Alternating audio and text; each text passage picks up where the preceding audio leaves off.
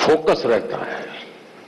अगर आप भी अपनी एक्टिविटी में फोकस रहते हैं तो ये आपके जो कुछ भी दबाव बनता है, अपेक्षाएं बनती हैं, कभी न कभी आप उसको मिटवित करेंगे, आप उस संकटों से बाहर आ जाएंगे। और इसलिए मेरा आपसे आग्रह होगा कि आप दबावों के दबाव में न रहें। हां, कभी कभी दबाव को एनालिसिस कीजिए।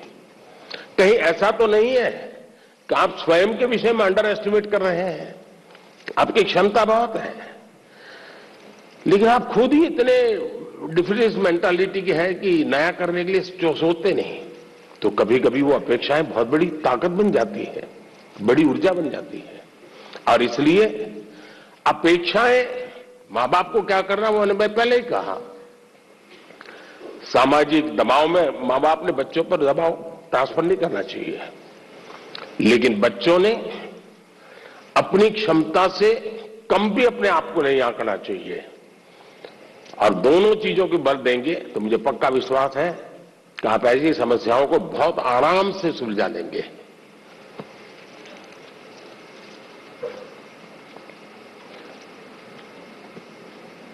कहां गए एंकर?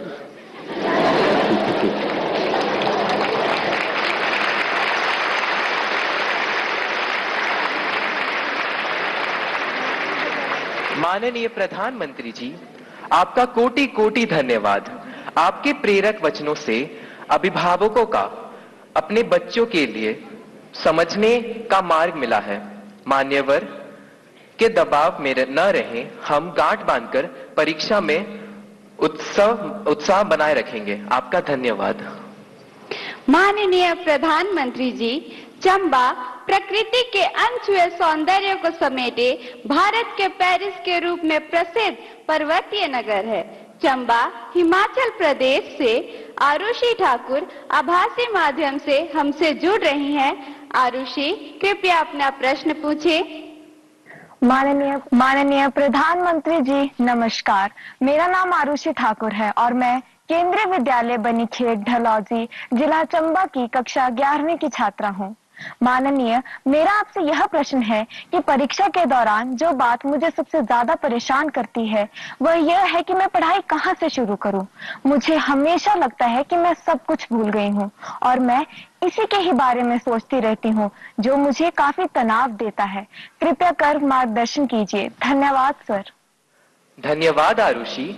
माननीय प्रधानमंत्री जी, भारत में धान का कटोरा के नाम से प्रसिद्ध राज्य छत्तीसगढ़ की राजधानी है रायपुर। रायपुर की अदिति दीवान इसी समस्या पर अपनी मन की जिज्ञासा का समाधान चाहती है। अदिति, अपना प्रश्न पूछिए। माननीय प्रधानमंत्री जी, नमस्कार। मेरा नाम अदिति दीवान है और मैं कृष्णा पब्लिक स्कूल रायपुर छत्तीसगढ़ में कक्षा 12वीं की छात्रा हूँ। मेरा आपसे यह प्रश्न है कि मैं इस बात को लेकर चिंतित रहती हूँ कि मुझे बहुत कुछ करना है, लेकिन अंतिम तक मैं कुछ भी नहीं कर पाती हूँ, क्योंकि मेरे पास बहुत सारे कार्य होते हैं। यदि मैं अपना कोई कार्य समय पर पूरा कर भी लूं, तो और ज्यादा परेशान हो जाती हूँ, क्योंकि फिर अन्य कार्यों को करने में या तो बहुत ज्यादा देर लगा देती हूँ या तो उन्हें आगे तक के लिए टाल देती हूँ। मैं यह जानने के लिए उत्सुक हूँ कि मैं अपने सारे काम सही समय पर कैसे पूरे करूँ। धन्यवाद।